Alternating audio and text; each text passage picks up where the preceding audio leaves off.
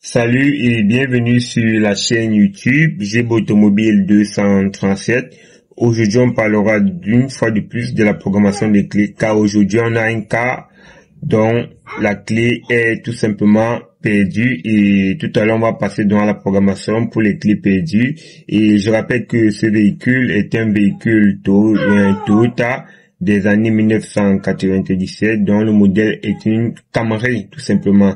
Et comme je l'ai dit dans les précédentes vidéos, les véhicules datant en général des années 2005 en descendant se font généralement citables.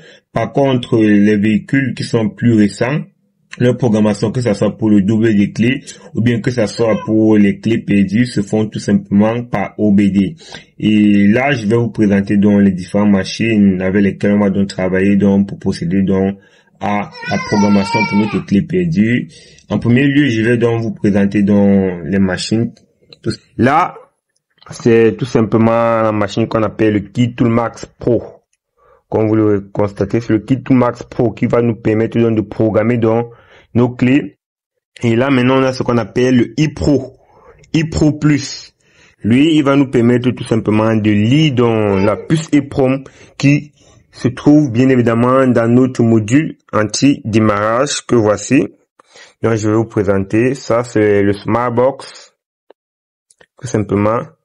Comme vous le constatez, vous voyez ici on écrit Transponder Key ECU. Donc, c'est tout simplement notre IMO ici là.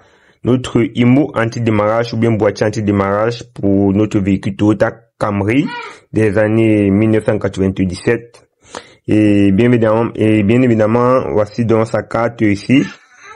Et comment est-ce qu'on a donc fait pour trouver donc notre puce anti-démarrage sur ces cartes-ci? Là, si vous regardez bien, sur le chiffre EEPROM, si on a 24C04 et comme je l'ai dit précédemment, tous les puces EEPROM d'anti-démarrage ont généralement les indicatifs qui se ressemblent en général. Donc vous allez voir un 24C, que ça soit C quelque chose, peu importe. Vous allez voir aussi que vous pouvez avoir le 23 aussi, C quelque chose. Et vous allez voir que vous pouvez avoir le 93 C quelque chose ou bien le 95 C quelque chose.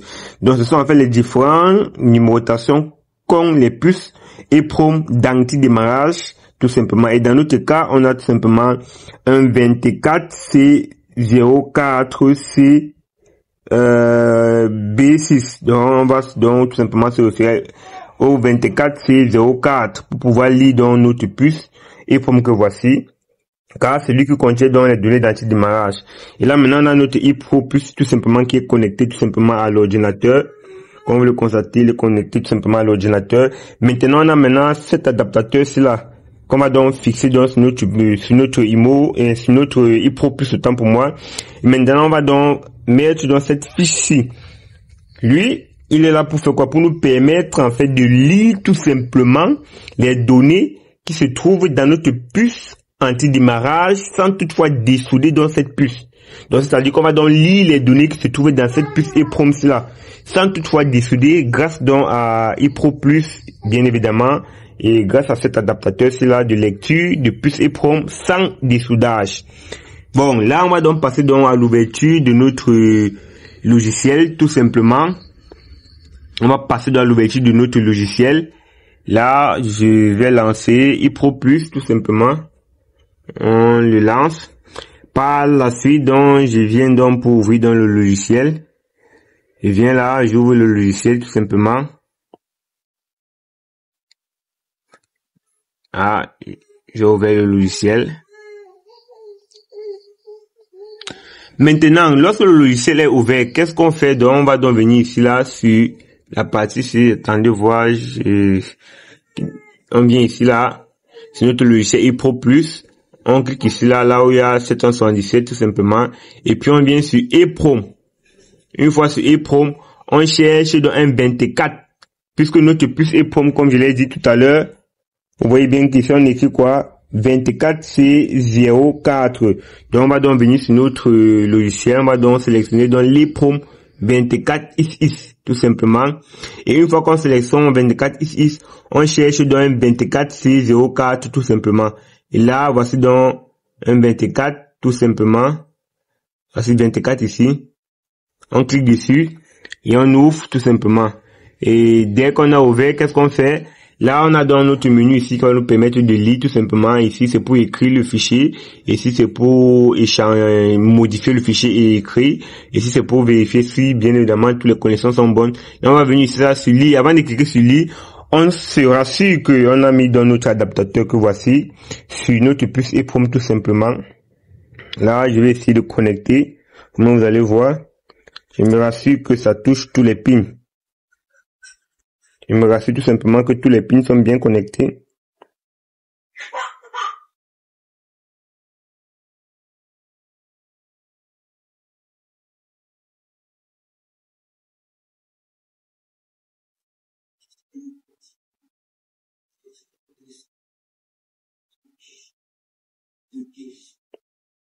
Bon, comme vous le constatez, là, j'ai donc fixé tout simplement la puce. Je maintiens et par la suite, on va donc appuyer donc sur lire tout simplement. Là, vous voyez que là, on a lu le fichier tout simplement. Et le fichier, comme vous le constatez, ça a été lu à 100%. Maintenant, comme le fichier a été lu, qu'est-ce qu'on va donc faire? On va donc enlever tout simplement notre fiche ici et bien évidemment, venir donc enregistrer le fichier. Là, vous voyez là, c'est le fichier ici, avec différentes positions de clés tout simplement. On vient donc là, on va donc aller sur Save ici, pour un voyez ça ici plutôt. On lance et puis on va donc sauvegarder dans notre fichier. Il vient là dans mon disque D tout simplement et puis ici là dans mon disque D, je vais donc lui donner un nom tout simplement. Disons que je vais lui donner un nom de 1.5.5.5 tout simplement. Alors, j'ai pas entré là pour timer là, voilà. Il met 1. Il met simplement 7. Et puis, je valide tout simplement. OK. Mon fichier a été sauvegardé. Qu'est-ce que je fais donc par la suite? Je vais donc la transférer tout simplement dans mon téléphone et dès que je le transmets dans mon téléphone, je vais donc pouvoir donc le transférer dans l'appareil. Et là déjà, j'ai déjà eu à le transférer dans l'appareil tout simplement. Là, on va parler dans cette procédure là, parce que je l'ai déjà mis. Là, on va donc entrer. Qu'est-ce qu'on va donc faire? Lorsque vous avez donc mis votre fichier dans votre appareil Xors, bien évidemment en synchronisant l'application Xors qui est sur votre téléphone avec celui de l'appareil, lorsque vous mettez dans l'application Xors sur votre téléphone et que vous mettez le fichier dans votre téléphone directement, il se retrouve aussi dans l'application Xors qui est sur votre appareil. Là, qu'est-ce qu'on fait donc? On va donc venir donc sur IMO Programming pour pouvoir programmer dans la clé. On choisit donc Asia.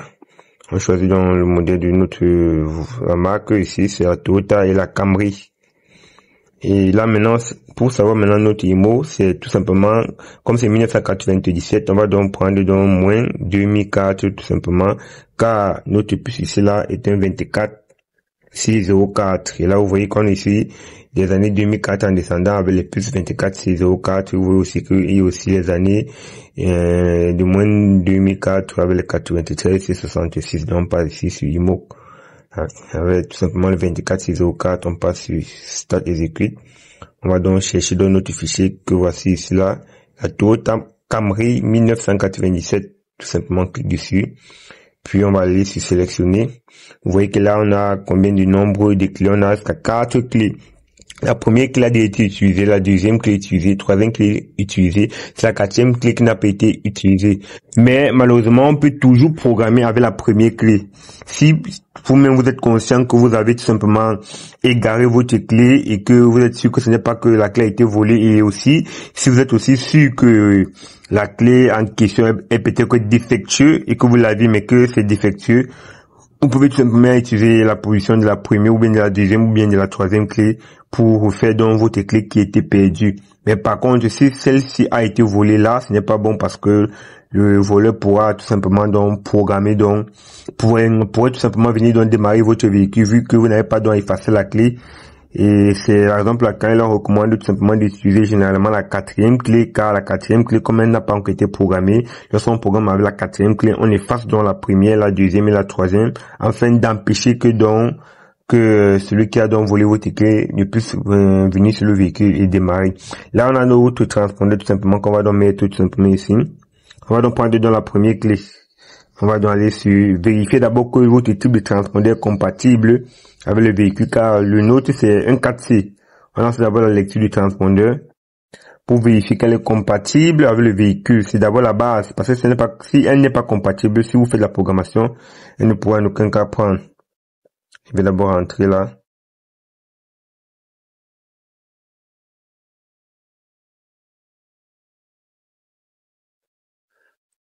Je lance la lecture. D'abord, question de voir si elle est compatible. Là, c'est 4C. Là, maintenant, je peux programmer tout simplement.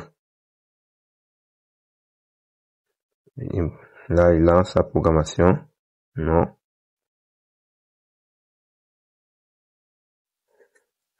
Start. Cambré. Select modèle. Là, il vient donc sur la clé 1. Par exemple, là, il lance maintenant Make Key. Tout simplement. Et puis, je lance dans la programmation. Et là, vous voyez, c'est en train de lancer. OK. Prepare the key successful. Now, the key can start engine down. Maintenant, la clé peut donc démarrer le véhicule. Là, on valide tout simplement. Et le tout est joué. Là, vous n'avez pas besoin d'écrire encore un nouveau fichier sur votre puce EEPROM, car ça prend directement la clé qui était dans le mot tout simplement et ça programme directement avec le transpondeur qui est ici. Par contre, si on avait pris la dernière clé qui est la 4e clé, ça aurait donc sorti un nouveau fichier qu'on va donc écrire donc dans la puce donc anti-démarrage, afin donc d'effacer donc les anciennes clés, d'enregistrer que la 4e clé, afin que si celle-ci a été volée, qu'elle ne puisse pas démarrer le véhicule tout simplement. Donc j'espère que cette vidéo vous a plu et bien évidemment, si vous avez des questions, posez-les, car ça nous permet tout simplement de mieux vous former et évidemment de mieux savoir votre niveau de connaissance tout simplement. Maintenant, la puce qui est là, tout ce que j'aurai à faire, c'est tout simplement prendre donc la clé que j'ai eu à tailler tout simplement, car j'ai fait jusqu'à 2 clés. Je démonte tout simplement et je mets donc la puce EEPROM à l'intérieur. Parce que aussi une deuxième clé aussi, et donc tailler les deux. Tout simplement, j'ai cloné et puis je mets donc, je fais le clonage, je mets donc la clé tout simplement, bien le transpondeur dans les différentes clés. Donc, à bientôt.